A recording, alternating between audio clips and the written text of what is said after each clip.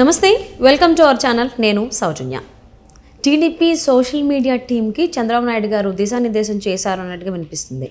ఏంటి అని అంటే, సో ఇక్కడి నుంచి ఏ పోస్టులు చేసినా కానీ వ్యక్తిగతంగా ఎటువంటి పోస్టులు పెట్టద్దు, కేవలం తెలుగుదేశం పార్టీ అధికారంలోకి వస్తే ఎలాంటి అభివృద్ధి చేస్తారు, ఎటువంటి కార్యక్రమాలు చేస్తారు, ఇలాంటి దానికి సంబంధించి పోస్టులు ఉండాలి అనేటువంటి ఆయన డిసిషన్ తీసుకున్నట్టుగా వాళ్ళకి చెప్తున్నట్టుగా తెలుస్తోంది.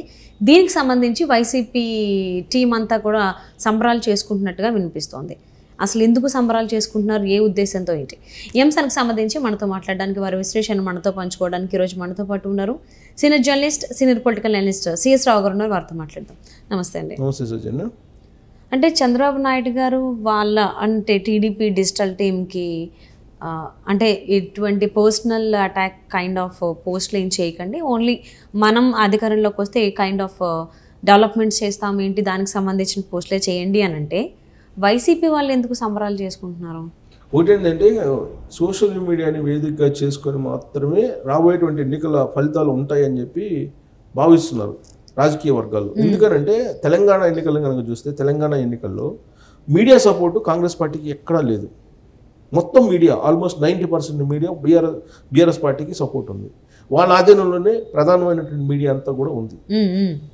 అదే కాంగ్రెస్ పార్టీకి కేవలం సోషల్ మీడియా మాత్రమే ఉంది. ఆ సోషల్ మీడియాని బేస్ చేసుకొని మాత్రమే ప్రచారం చేసి కాంగ్రెస్ పార్టీ అధికారంలో రాగలిగింది తెలంగాణలో. అంటే దీని అర్థం ఏంటి? సోషల్ మీడియా చాలా బలంగా ఉంది, గెలుపోటను నిర్దేశించేటువంటి స్థాయిలో సోషల్ మీడియా ఉందనేది ఒక నిర్ధారణకి తెలంగాణ ఫలితాల తర్వాత వచ్చేసింది రాజకీయ వర్గాలన్నీ. సో ఈ క్రమంలో ఆంధ్రప్రదేశ్లో జరిగేటువంటి ఎన్నికల్లో సోషల్ మీడియా ఏ విధంగా ప్రభావం చూపబోతుంది అనేది గ్రహించింది తెలుగుదేశం పార్టీ. గ్రహించినటువంటి క్రమంలో సోషల్ మీడియాని బేస్ చేసుకుని 2019లో అధికారంలోకి వచ్చినటువంటి జగన్మోహన్ రెడ్డిని ఏ విధంగా నిరోధించాలి అనేటువంటి దాని మీద ఆలోచించి ఇప్పటివరకు జరుగుతున్నటువంటి వ్యక్తిగతమైనటువంటి దూషణలు, వ్యక్తిగతమైనటువంటి విమర్శలు, ఆరోపణలు, ప్రత్యారోపణలు ఇవే వినిపిస్తున్నాయి. విధానపరమైనటువంటి అంశాల మీద కానీ, లేదా పాలసీ మ్యాటర్స్ మీద కానీ, ప్రభుత్వానికి సంబంధించినటువంటి విధానాల మీద కానీ, ప్రజా వ్యతిరేకంగా జగన్మోహన్ రెడ్డి వ్యవహరిస్తున్నటువంటి తీరు మీద కానీ ఎక్కడ కూడా సైంటిఫిక్గా విమర్శలు చేయటం కానీ, లేదంటే ఆధారాలు బయట పెట్టడం కానీ జరగడం లేదు. అక్కడక్కడ జరుగుతున్నాయి కానీ పూర్తి స్థాయిలో జరగట్లా.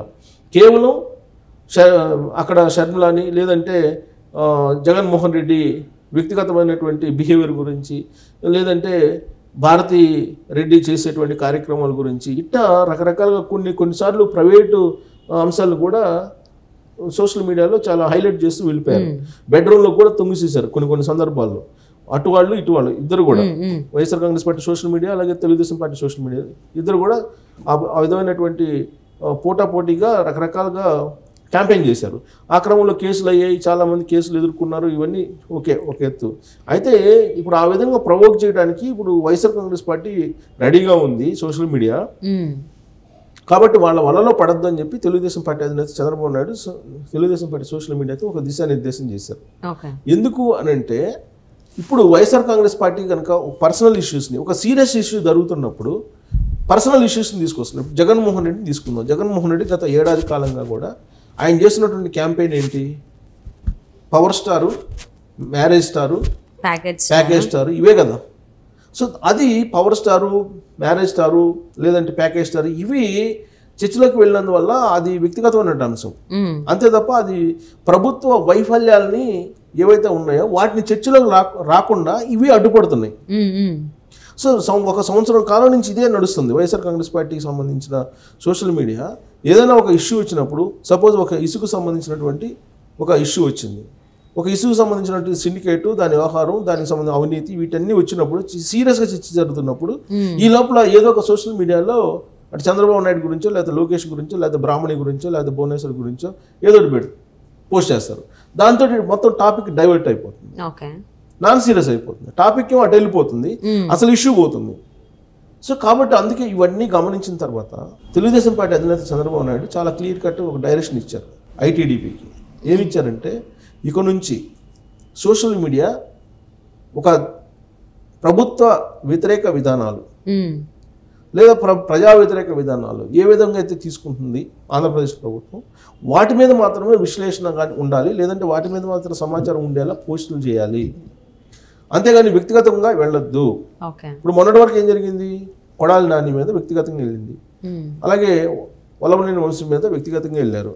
వాళ్ళు కూడా వ్యక్తిగతంగా లోకేష్ మీద నానా రకాలుగా పోస్టులు పెట్టారు. ఆ తర్వాత బ్రాహ్మణి మీదకి వెళ్ళారు. సో ఇవే నడిచినాయి, గత 4.5 సంవత్సరాల నుంచి కూడా ఇవే నడిచినాయి. అంతే తప్ప విధానపరమైన అంశాలు అప్పుడప్పుడు రావడం, అవి మళ్ళీ తెరమరుగు కావడం, ఈ ప్రైవేట్ అంశాలు రావడం, అంటే మైండ్ గేమ్ ఆడుతుంది YSR Congress party. Mind game ఆడుతుంది. ఈ మైండ్ గేమ్లో మీరు పడద్దు, వాళ్ళ వలలో మీరు పడద్దు. ఇప్పుడు మనకు కావాల్సింది ఏంది, రాష్ట్ర ప్రయోజనాల దృష్ట్యానే మీరు వ్యవహరించండి. ఆంధ్రప్రదేశ్ ప్రభుత్వం వ్యవహరిస్తున్న ప్రజా వ్యతిరేక కార్యక్రమాలని తీసుకొని వాటిని సైంటిఫిక్గా అర్థమయ్యేలా అంకెళ్ళు కూడా గ్యాదర్ చేసి ఇన్ఫర్మేషన్ తోటి పోస్టులు పెట్టండి, అవేర్నెస్ కల్పించండి ఆంధ్రప్రదేశ్ ప్రజలకి అవేర్నెస్ కల్పించడం ద్వారా రాబోయేటువంటి రోజుల్లో తెలుగుదేశం పార్టీ కావాలా, లేదా వైఎస్ఆర్ కాంగ్రెస్ పార్టీ కావాలా, చంద్రబాబు నాయుడు కావాలా, లేదా జగన్మోహన్ రెడ్డి కావాలని తెలుసుకునేదానికి అవకాశం ఉంటుంది. కాబట్టి ఆ దిశగా వెళ్ళండి అని చెప్పి ఒక డైరెక్షన్ ఇస్తున్నారు. అదొకటి.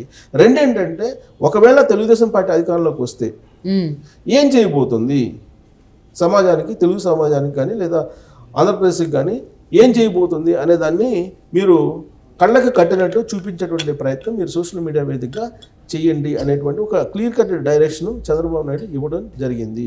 సో ఈ 2 అంశాల మీదనే రాబోయేటువంటి రోజుల్లో మీరు పనిచేయాలి అనేది ఒక డైరెక్షన్ ఇచ్చారు.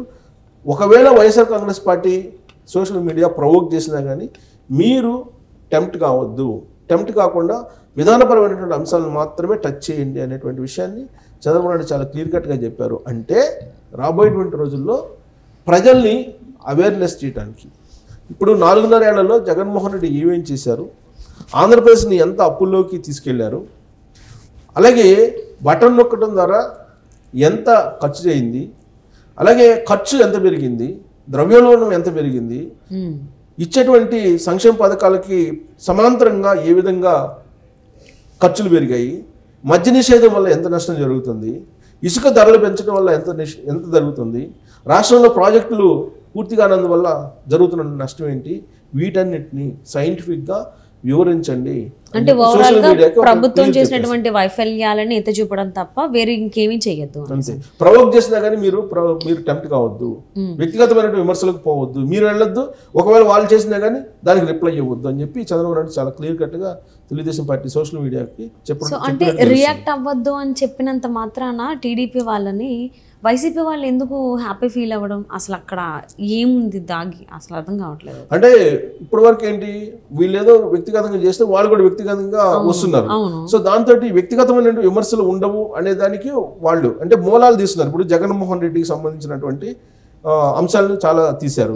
అప్పుడు పవన్ కళ్యాణ్ విమర్శించారు. పవన్ కళ్యాణ్ వ్యక్తిగతమైనటువంటి మ్యారేజ్ స్టార్ అనగానే జగన్మోహన్ రెడ్డి ఇల్లీగల్ వ్యవహారాలన్నీ బయటికి తీశారు. అంటే ఇలా రియాక్ట్ అవ్వకపోవడం వల్ల వైఎస్ఆర్సీపీకి వచ్చినటువంటి లాభం ఏంటి అంటే వ్యక్తిగతమైన విమర్శలు ఇంకా మామయ్య కూడా ఉండవు కదా అని చెప్పి వాళ్ళు కూడా అనుకుంటున్నారు.